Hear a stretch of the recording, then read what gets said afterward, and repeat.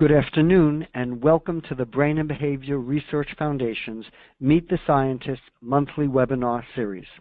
I'm Dr. Jeff Borenstein, President and CEO of the Foundation, and your host for today's webinar. Today, Dr. Dolores Malaspina will present Losing Touch with Reality, Searching for the Seeds of Psychosis. The Brain and Behavior Research Foundation is committed to alleviating the suffering caused by mental illness by awarding grants that will lead to advances and breakthroughs in scientific research. The Foundation is the largest private funder of mental health research grants. Since 1987, the Foundation has awarded more than $379 million to fund more than 5,500 grants to over 4,500 scientists around the world. 100% of all donor contributions for research are invested in our grants to scientists who are working to find breakthroughs in disorders such as addiction, ADHD, anxiety, autism, bipolar disorder, borderline personality disorder, depression, OCD, PTSD, and schizophrenia. I'm delighted to introduce Dr. Dolores Malaspina. Dr. Malaspina will be moving to the Icahn School of Medicine at Mount Sinai in New York very shortly and will serve as Professor of Psychiatry and Neuroscience and Director of the Critical Connections and Psychosis program. Dr. Malaspina is also a 4-time Foundation grantee, including 2 young investigator grants, 1 independent grant, and 1 distinguished investigator grant. Today's webinar will begin with Dr. Malaspina's presentation. This will be followed by a question and answer period. To submit your questions, please use the Questions tab on the control panel on your screen.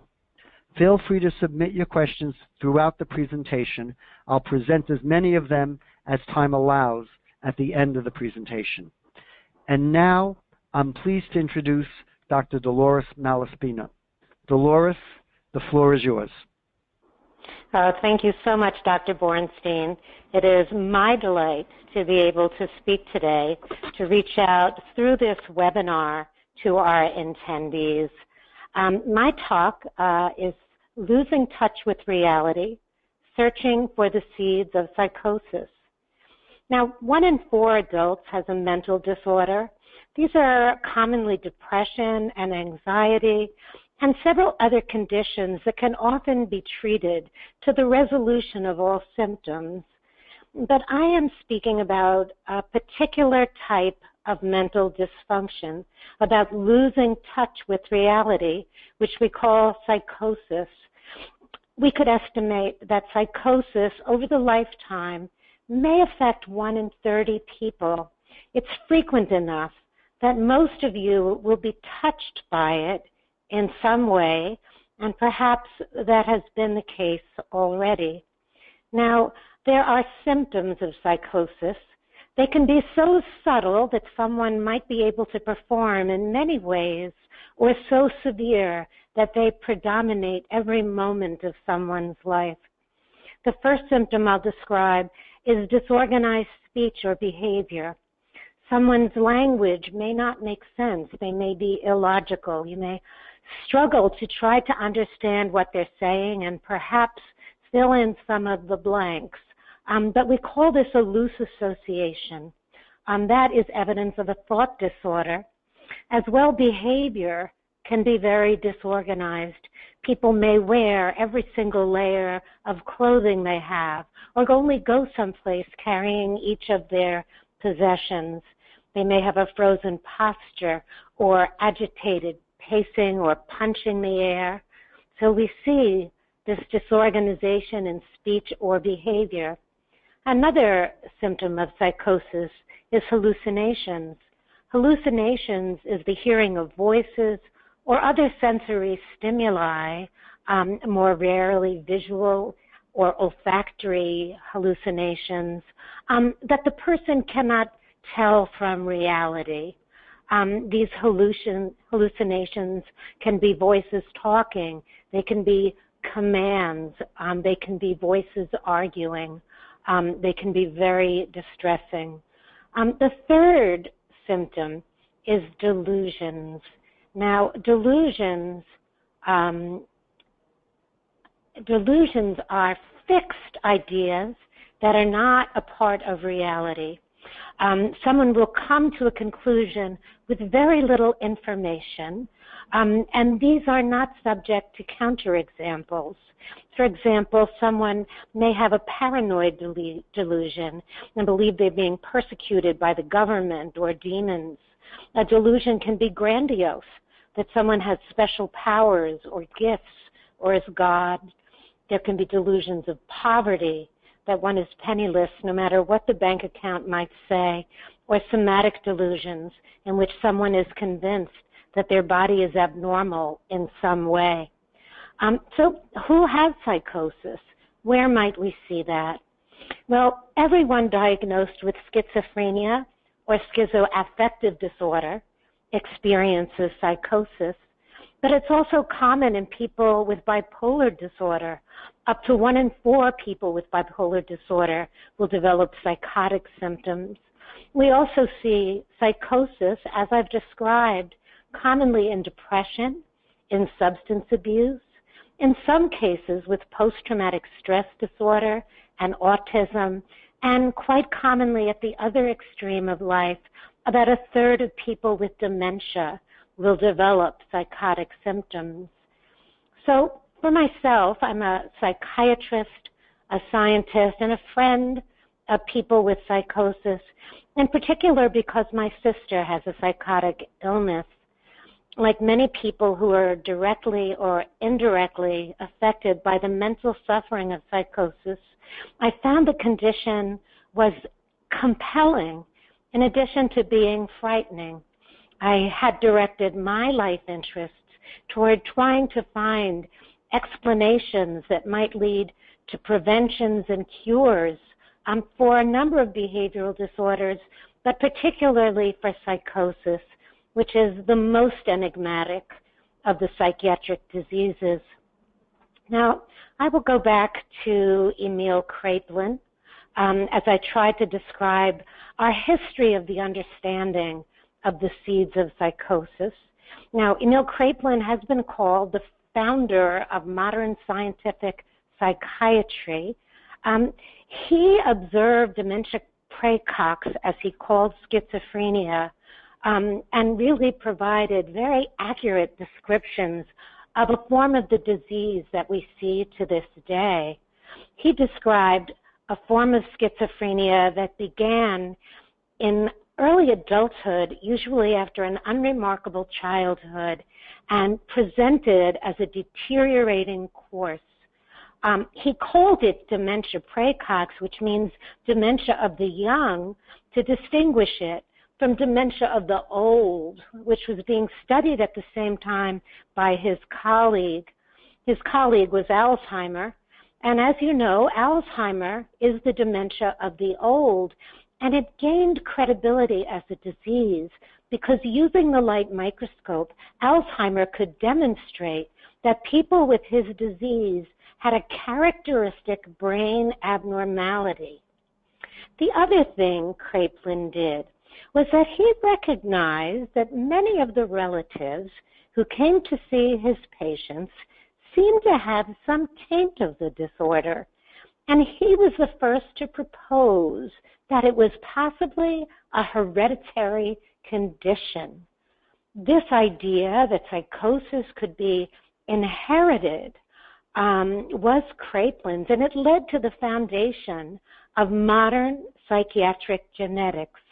100 years ago, Rudin published a scientifically sound study of schizophrenia showing that it was indeed increased in the relatives of patients with dementia praecox, but he couldn't find a clear pattern, such as a dominant or recessive pattern. Soon after, Luxemburger confirmed that the association in the family was because of shared genes and not the family environment. He did this through a twin study.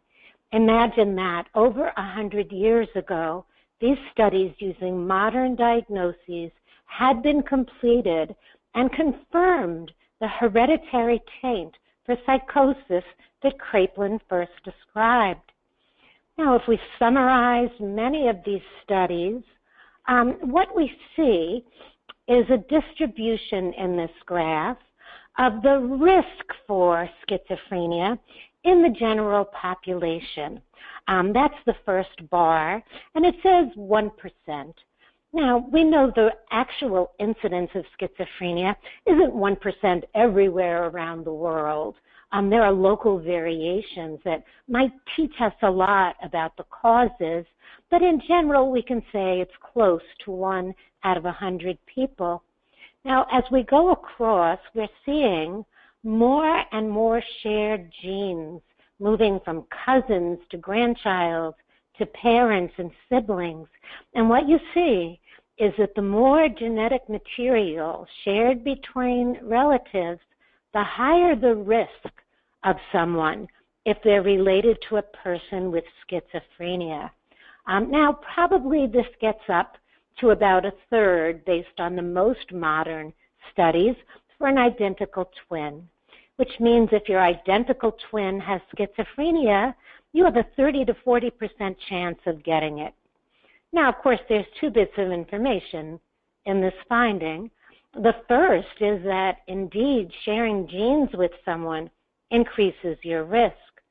But the other is that genes can't be all of the story, because even sharing 100% of your genes, as we see in identical twins, doesn't convey disease to both of them. It's even more likely that the identical twin will not develop schizophrenia than that they will. This information is probably very well known to you. I'm sure at least half of you have seen this slide or some version of it.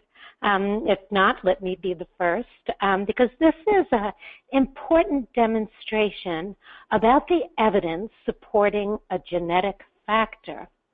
What most of you don't know, however, is that familial types of schizophrenia are actually pretty uncommon. Most people diagnosed with schizophrenia have no family history of the disease whatsoever. That means that schizophrenia, by and large, is a sporadic disease. It has not come to someone because of a family history. That's very, very important. And that was something that really augmented my research approach. My sister did not have a family history. And this idea had me thinking perhaps we might find some other bit of information about the disease. Now, I would say that despite all of the evidence I've just told you that schizophrenia can run in families, the idea that most cases had no family history unfortunately collided with several other historical facts in the middle of the last century. That was the idea. In the absence of finding clear brain abnormalities, which Kraepelin had failed at and subsequent ones had, and based on the tragic finding that the Holocaust was started with the murder of all psychiatric patients, it came to be believed, particularly in the United States, that schizophrenia was a social disorder. It was attributed, certainly between the 40s to the 70s, and still to this day, in some cases, to bad parenting. Now, that astonishing fact was what met me as a young adult dealing with my sister's schizophrenia. We were told at family sessions that the disease could be caused by a mother who was schizophrenogenic, was the phrase. They were looking for angry, aggressive, rejecting, domineering mothers, or passive, indifferent, or threatening fathers. These ideas came no less than from our own National Institute of Mental Health, this idea of parental rejection. What a tragedy this was for so many families, and to this very day, the idea that someone with schizophrenia has had a poor upbringing or been abused. Now, finally, this idea started to be overturned in the 1970s. One reason was because imaging studies could be conducted using the emerging CAT scan technology of the day, which showed that individuals with this disease had abnormal brains, larger fluid spaces, for example, in the ventricles of their brain, suggesting a loss of brain tissue. Up until that time, it was stated that patients were perfectly normal cognitively. But in the 1970s, Larry Seidman and others started doing neuropsychological studies, looking at subtle measures of cognition, and found that even in patients judged to be cognitively intact, there were subtle deficits. This meant for the first time that schizophrenia was in fact a brain disorder. So moving forward with the idea that schizophrenia is a brain disorder, well, let's bring back in the concept that most people have no family history. If most people have no family history and it's a genetic disease, the question is, where does the disease arise? Many people with schizophrenia do not have children at all, and overall, the reproductive fecundity of people with psychosis is reduced. So here is a genetic disease with people having fewer children that nonetheless has been remaining in the population. One possibility was that something goes wrong when the genes are transmitted between the parents and the offspring. This would be the idea of a mutation. A mutation would be a change in the fidelity of copying the genetic material. Now, like every good idea in psychiatry, of course, this is not a brand new idea. People studying family histories and genograms in Scandinavian countries, for example, a scientist named Book, in the 1950s, observed that very frequently there appeared to be no family history of psychosis when a case would suddenly appear and thereafter be transmitted in the family. And they had thought maybe a mutation occurred. But at the time it was thought mutations would be very, very rare events, and this idea was discarded. But let's think more deeply about this idea of mutation. Now, I've shown you a little bit of a double-stranded DNA here, dividing. This is a 1 minute or less genetic lesson. So we have our two strands here of genetic data, the DNA, and they're both being generated from a single parent strand.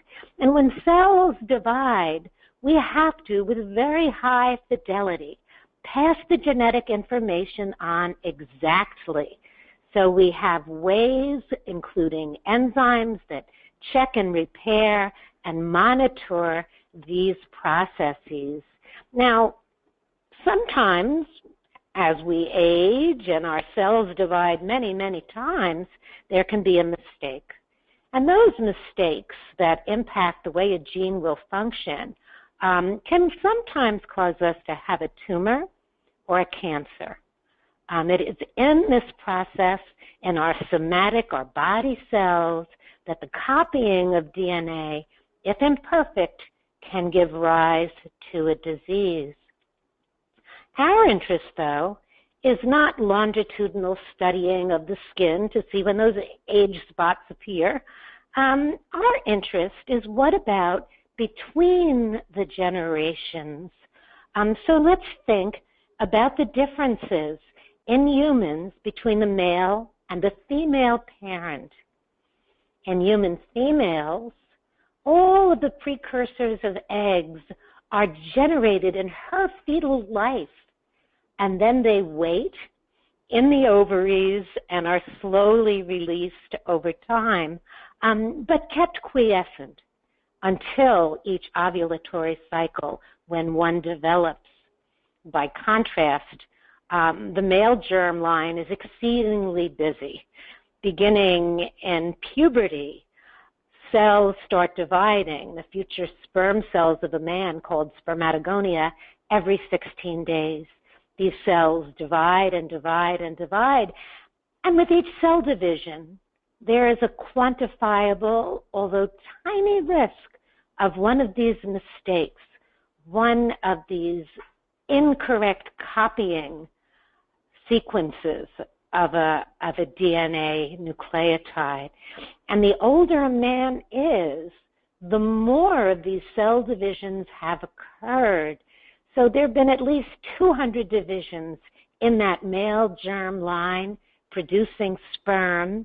By the time a man is 20, that these continue and continue and continue. We've had triple that number of cell divisions by the time a man is 40. Well, what can happen from a mistake during a cell division? As is true with the ones that give rise to tumors or cancers, sometimes the cell with the error starts dividing too quickly. That's shown by the purple dot, that first purple dot on this slide. This is a cartoon. And what you see, the blue arrow representing, is a hub for a clone of spermatogonia. And these start dividing at puberty. And at a certain point, the first purple dot is a cell with a mutation causing it to divide quickly. Now, as you look across the cartoon, across paternal age, you see that over time, those purple dots are a greater and greater and greater proportion of the cells that will make the future sperm. Now, some mutations can't function at all. Those cells would drop out. Other mutations may occur that don't affect how rapidly cells are dividing. But the ones that we're interested in are those that increase in proportion as men age. It has been shown that the vast majority, probably upwards of over 90%, of all new mutations in humans are arising in the father's germline, and that they appear in proportion to the age of the father. That's true in other mammals as well.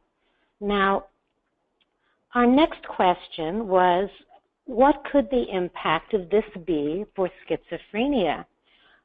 We went on to do a study, an epidemiological study, of everyone born in Jerusalem from 1964 to 76. And in that study, we linked data on the health of mothers that was initially collected by the Israeli ministry in planning for the health of its population. With Ministry of the Health personnel, we linked that information on those births to the psychiatric case registry. And then, taking into account other factors like social status, birth complications, ethnicity, we looked to see if the age of the father was predicting schizophrenia. And this was the first paper that was published that looked at advancing paternal age every 5 years by every 5 years and the risk of the disease. And what it showed is called a dose effect.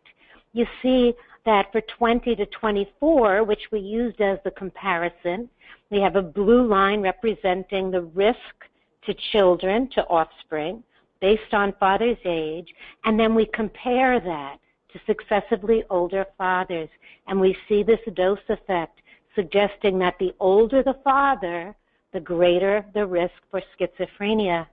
Now, this has been replicated in over a dozen studies since that time, consistently showing in controlled analyses that the age of the father is a substantially important risk factor for schizophrenia.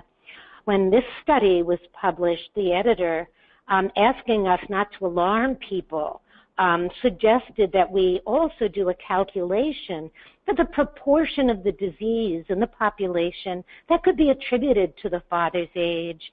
And the editor was astonished, as were we, that it was 26% of all the cases in the Jerusalem cohort could be attributed, at least in part, to the age of the father. Now, how do we go forward with that to sort out the puzzle? I would say that the next steps could only have been accomplished with the support of the Brain and Behavior Foundation. These ideas that father's age could be a main source of psychosis in the population were fairly novel ideas. It took a lot of pilot studies to be able to get federal funding to pursue this work, and I dare say that no one would have taken a chance on this if Brain and Behavior Foundation had not funded 3 earlier studies that supported this possibility. After finding that father's age was a big risk factor, the next question is, how can we use that association to direct clinical care? And our next approach was to find some of those genes that might mutate between healthy parents and a child that had schizophrenia. So to do that, we recruited from our birth cohort in Israel cases that had schizophrenia with living parents who were willing to participate. And I should mention that these cases were only recruited from hospital settings. We can never go from a registry directly to an individual. But going to the different hospitals in Jerusalem, we recruited in cases who themselves had schizophrenia and had consenting parents. And what we did was to get genetic samples and clinical information from mom and from dad and from the offspring who was affected with schizophrenia. So that was the way to go forward and to try to find some of these genes. What we found was very exciting, and we've published in the last few years our finding in this smaller sample of a set of brand new mutations in these sporadic cases. Now, I would need to let you know that not every de novo mutation between parents and child results in a disease. Far from it. We all have brand new mutations occurring at every single generation, maybe a handful. Most of these mutations, though, are not encoding regions of the gene, and even so, most of them would not change the way a gene will function. In our study, we only included genes that had a mutation that would disrupt its function, and those had to be signaling genes, genes that were involved in the communication across cells. And in this sample, we found a handful of these genes. And so the next question is, what can you do with them? Where might you take that information? Our next step was to use a sample of cases recruited at Bellevue Hospital Center who all had schizophrenia or schizoaffective disorder, and to study them in enormous detail. This was a study that was funded by the American Recovery Act. It was a so-called challenge grant, or an Obama grant, that was looking for very novel ideas. And with that funding, we completely characterized this group of cases. They underwent brain imaging and psychophysiology, life course assessments of their trauma and their symptoms and their injuries and their education and cognitive functioning. So these cases had been extremely well characterized. And what we found for 4 of the different genes we'd identified that had undergone a de novo mutation, we found another 4 to 5 cases with each of those mutations. One was in a zinc transporter that moves zinc from a vesicle in a cell to an NMDA glutamate receptor. We also found a protein that is a target of the immune abnormality in celiac disease. This would be another whole talk linking up inflammatory bowel diseases to psychosis. We found another gene called PTPRG, which was increased also in all other genetic studies, but we found the de novo variant from this factor. And finally, we found a scaffold protein that's used to build new neural networks on. Now, what's more interesting than those details, which you might not remember very long, is that the 4 or 5 cases who had one or the other of these different 4 genes were clinically very different. The ones with the zinc transporter had the most severe negative symptoms. None of them had gone to college or graduated high school on time. They had all widespread cognitive deficits. The group that had the bowel inflammation genes had slowed processing speed, childhood attention deficit disorder, and milder symptoms. The PTPRG, which is a tumor suppressor gene, in some models, those cases had a very specific working memory defect, and some were highly intelligent.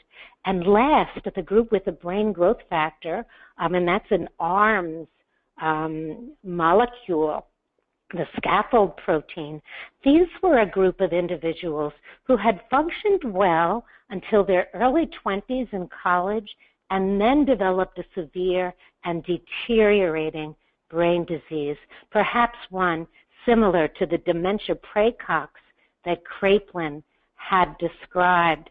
Now, that same gene, ARMS, is also associated with some forms of dementia, but presenting early in this group, it caused a poor cognitive profile in these cases, even though they'd gone to college. I show you this in more enthusiasm, perhaps, because I think this sets the stage to see how finding some influential genes might lead to some person-specific treatments. Now, I've focused on the genes, and often the genes are thought of as nature in these nature versus nurture controversy. But you know, there's another way to affect the functioning of genes, and we call that field epigenetics. And what we've learned is that genes can be expressed or silenced.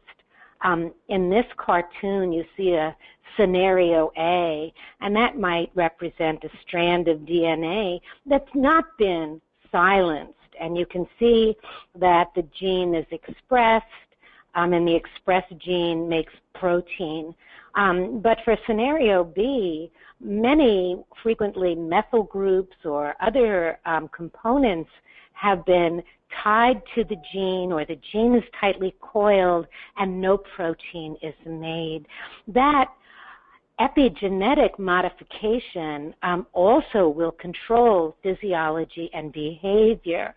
Working with colleagues at Columbia in Jay Gingrich's lab, we aged cohorts of inbred mice, the fathers that is, and looked at whether or not the age of the father affected the epigenetic profile of sperm DNA, and we found that aging of the dad was also related to changes in gene expression without mutation. This kind of brings nature and nurture together somewhat. You know, we often talk about exposures, but it's important to recognize that many exposures that are important have operated by epigenetics to change the turning on or turning off of genes. My favorite depiction is a slide I've used for a very long time. I can't even trace its origin, but someone might write me. And this shows that the environment and the gene expression might function like a font. So, you know, you can have a text message. It has no font. It's the letters that are there. But you can put that up, and you can use word processing, and you can change the letters to look very, very different. But they're the same letters. And in an epigenetic model, the sequence of DNA is the same. The information is the same. But based on some mechanism, often an exposure in the environment, how the gene will act has been changed. So this is really important and really worth understanding with respect to schizophrenia. Maybe this is nature and nurture. There is a pendulum that swings here. You know, I began by talking to you about how schizophrenia early on was thought to be a familial disease. And right now when I say early on, I'm thinking, you know, circa turn of the century to the early 1900s. But then by the 1950s and 60s, it had moved to an idea that it was caused by the nurture, the poor nurture of moms. Well, we have new knowledge about nurture. It's not all a genetic ailment. There are powerful exposures that can influence the risk for developing psychosis. These include cannabis abuse, prenatal adversity, stress and trauma, particularly trauma and stress in very early childhood, but also traumatic brain injury, infections in early life, and we even see an increase in the risk for schizophrenia for those who are born in a city, for those born certain seasons of the year, and for the relatives of those who've migrated to a different country.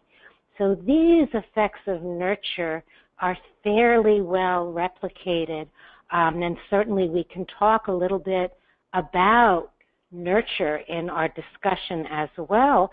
Places where nature and nurture really overlap is the exciting and emerging story of immunity and psychosis, how early events might increase the potential for inflammation and immune activation, the increase of autoimmune and inflammatory conditions among people with psychosis will involve immune genes that are carried in addition to infections and other exposures that interact with those genes. So we see nature and nurture is not quite parsing out our understanding of the disease. Now, I am moving, as was mentioned, and at that time we go through all of our books and papers and sort things out again. And in doing so, I found a set of volumes of books that I've had forever, given to me by our private practitioner when I was going off to medical school. And this is the Clinical Diagnoses of Internal Diseases. It is a book that I happened to go to the index and look up schizophrenia. Of course, it wasn't there in that way, but I did find dementia praecox and some schizophrenia, and a very, very elegantly written section. You can see it here on the slide. This was written by Llewellyn Barker He's someone who trained with Osler. He was a fairly amazing diagnostician, well regarded as a neurologist and someone who was expertly informed about all matter of diseases. He traveled and studied all around the world, particularly focusing on brain disorders. He also served on the Plague Commission for the U.S. government in the early 1900s. You should know if Oster was the father of American medicine, well, then Barker was probably a favored son who did an equally an amazing job. He superseded Oster as the physician-in-chief of Johns Hopkins Hospital. And this is directly taken from his book. Most people who go insane are the victims of bad heredity, but more than that, unable to bear the struggle of existence. And he speaks of psychic stress or infection, and he speaks of brain disorder and syphilis or intoxication, and he lists alcohol and the drugs of his day, and says there can be little doubt that even these diseases will depend on brain structural alterations too fine for recognition by our current methods. What wisdom, what an example of all that we're still discovering in psychiatry that was hinted at by this marvelous scientist, author, and diagnostician. He really synthesized ideas from his day and those that were building at that exciting time soon after the light microscope had been introduced, but also combined with this ability to get history and to weave the diagnostic picture together. You know, there are some more ancient historical pendulums about the origin of psychosis. Sadly, if you go to the Renaissance, we've got a time of demons and sinners and witchcraft and punishment from God. We certainly have the witch burnings, which are considered often to have been people suffering from psychosis. But we also have this medical approach that dates back to the most ancient of times, where health conditions are seen to be an imbalance of different body humors. And those are traced to diet, to the environment, to one's physical activities, and an interaction with their age.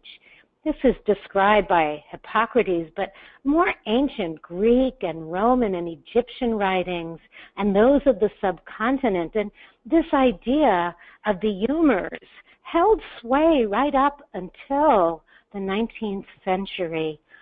Maybe it's relevant again as we learn the importance of these activities with respect to health. Then I also was drawn to the idea of black bile and the importance of bile for these psychoses as someone who just received a new NIMH grant to study the microbiome.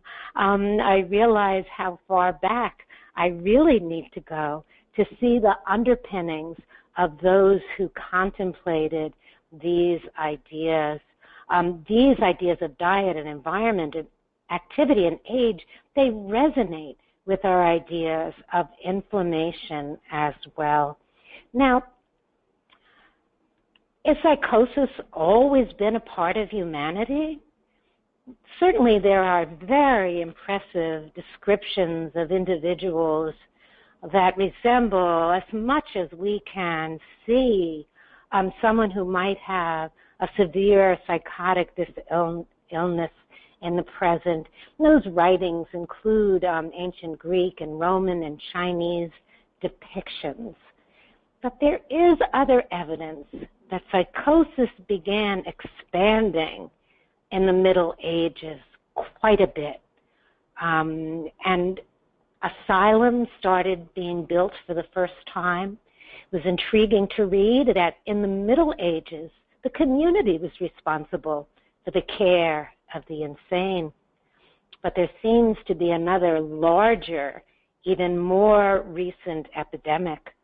Erving Gottesman, in his wonderful book on the genesis of psychosis, he describes the burgeoning of the disease to its current levels beginning in the 1790s. Certainly that was around the time that the large state institutions began being built in the U.S. and elsewhere. Was it urban life? Was it breakdown of the family? Infections? Migrations? Well, if you've been listening to me for this time, you won't be surprised that I introduce for you another factor that may play a role in this newer increase in the prevalence of the psychoses. And this is evidence on life expectancy, and with that, reproductive potential.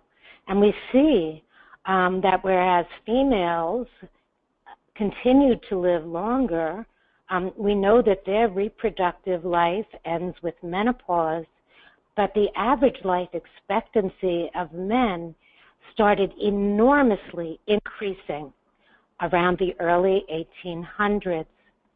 In the model of paternal age-related mutations, we have some that might be very aggressive and cause the cells to divide very quickly, as I've shown you. But we also know there's a risk of schizophrenia separate from the age of the father that can be attributed to the ages of the grandfathers. So we have the possibility that over spermatogenesis at older ages of men, gene variants can be introduced into the population that can increase the risk for psychosis, and that these can be additive. And it is possible that those are the origins of the genes for psychosis, if the current rates that began could be ascribed to increasing life expectancy and reproductive age of fathers. Now, I find this just interesting to muse about, the idea that schizophrenia was going to be caused by bad mothering, as you've seen, was readily accepted in the 1940s, rapidly became entrenched in medical opinion and public opinion. Now, ideas to the contrary were richly developed for hundreds of years, but that idea was rapidly taken on. Many practitioners continue to believe when a child has psychosis that there was a family problem, something with the mother. A tragic, tragic, tragic assumption. Now, if we go from the psychology of moms to the biology of dads, which I've proposed, there's a very large resistance. The notion that the genetic seeds of psychosis arise in father's age and can travel across the generations remains a very difficult concept, even for many scientists. Well, let me move on to some of the conclusions from my talk today. One is that the gene variants for psychiatric illnesses are very common, but most psychiatric genes aren't specific for psychosis. I've introduced that it's the rare variants and the de novo mutations that characterize psychosis and arise with paternal age that might allow us to lift out some forms of psychosis for which we can find treatments. Now, also, the genes for psychosis commonly interact with environmental exposures, particularly those leading to stress or inflammation, as we've described. I would say I am hopeful. Those 4 different genes we talked about in that small sample of 48 cases, one of those was abnormal in a third of those cases. If we can find the genes that really influence a particular case even if there's a common background of many, many genes, perhaps we have an opportunity to find some treatments for person-specific variants of the psychoses. Well, all of that being said, let me turn this back over to Dr. Borenstein. Well, Dolores, I just want to say what an outstanding presentation. You took very complicated issues and were able to explain it in a way that a lay audience can grasp, and I know that you're good at doing that. I've heard you speak many times before. So thank you for doing that, and thank you for the work that you've done over the years and continue to do. I want to ask you a little bit. I know that in addition to the research you do, you also are an extraordinary clinician and have helped many, many people clinically. What advice do you give to people early on when they are beginning, let's say, a teenager, early 20s, early symptoms of psychosis? What do you say to the young person and to the parents? What should they do? Well, I think the first is to overcome the idea that nothing is wrong or that someone will outgrow it. I know that was an issue when my sister developed psychosis. There's a great desire of the family to just see it as a little blip that will go away. That so rarely happens that if there is frank psychosis, it's important to begin the psychoeducation. When I say frank psychosis, I'm distinguishing the people who have clear psychotic symptoms from those that we call at risk, because many people appear to be at risk for developing psychosis based on withdrawal or changing behavior. And for those people, we find that keeping hope alive is very important. Cognitive behavioral therapies, treatments for depression and anxiety can be very, very helpful. But when there is clear psychosis, it's very important to begin medicines that we have to block psychotic symptoms, and those are the antipsychotics.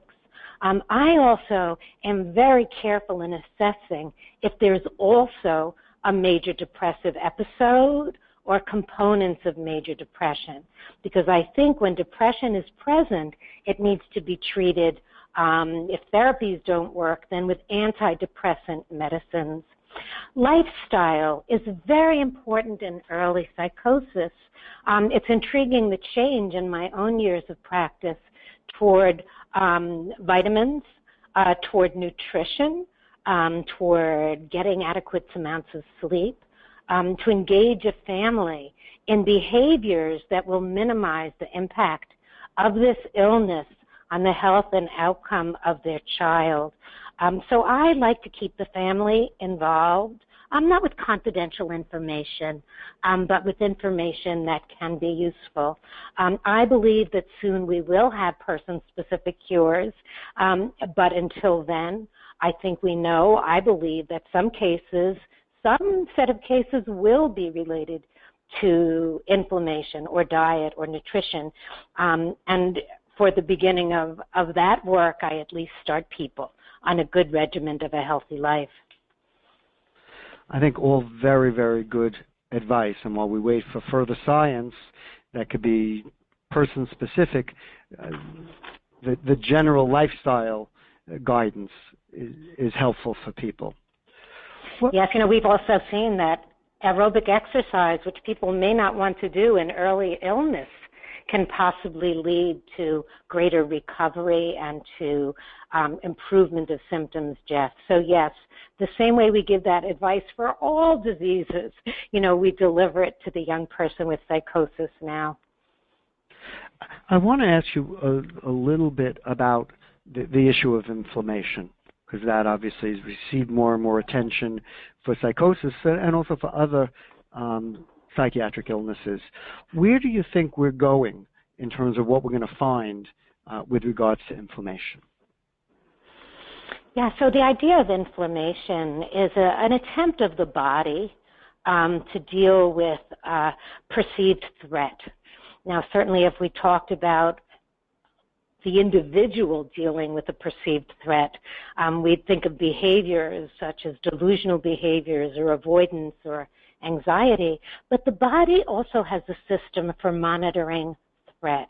And when the body perceives threat, based on earlier exposures and the genes, it develops this inflammatory response.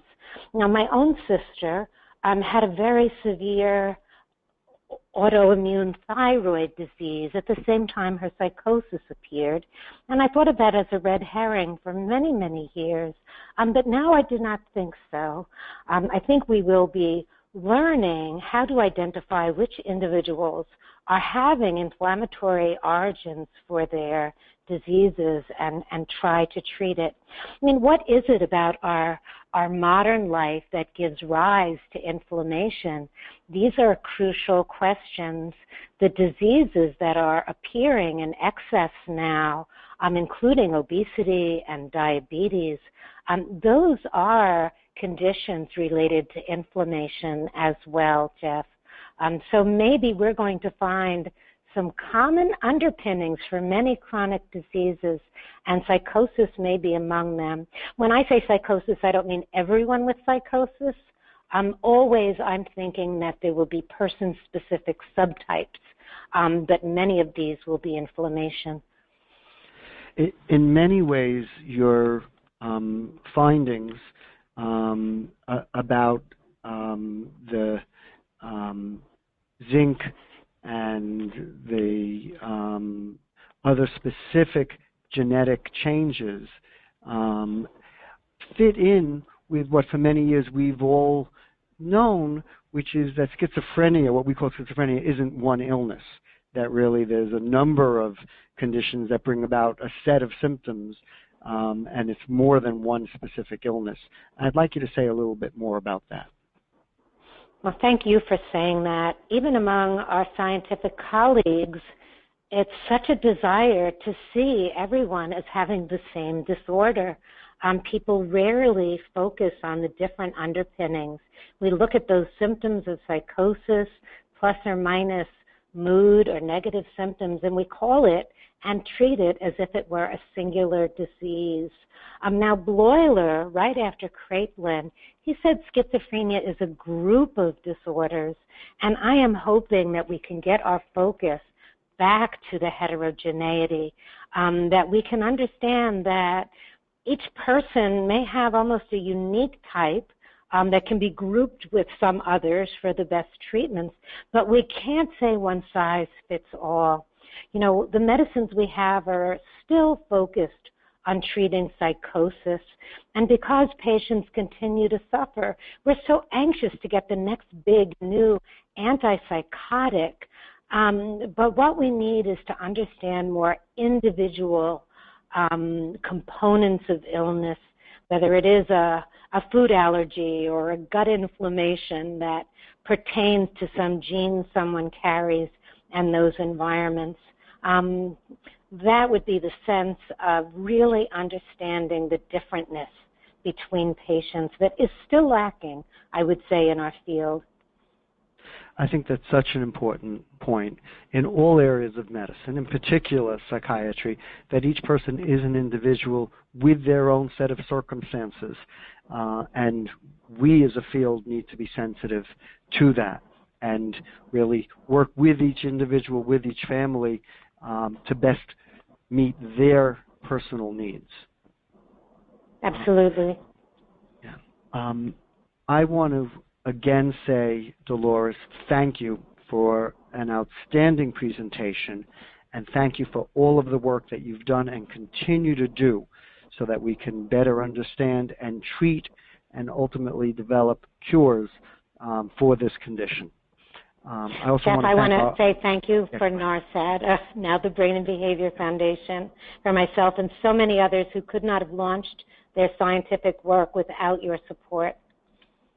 Well, thank you for saying that, and we are proud of you and so many others, and the opportunity to have had a part in bringing this forward.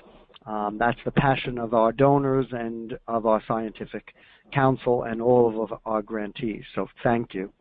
I also want to thank everybody who has joined us for this webinar.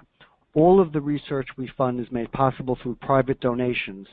So please consider making a contribution by visiting our website, bbrfoundation.org, or call 1-800-829-8289. The webinar has been recorded. If you've missed any portion of the presentation or would like to share it with a family member or friend, please visit the events and webinar page on our website. I hope you'll join us again next month when Dr. Connor Lifton, Assistant Professor at the Brain and Mind Research Institute at Weill Cornell Medical College, will present a webinar entitled Finding and Fixing Broken Brain Circuits in Depression.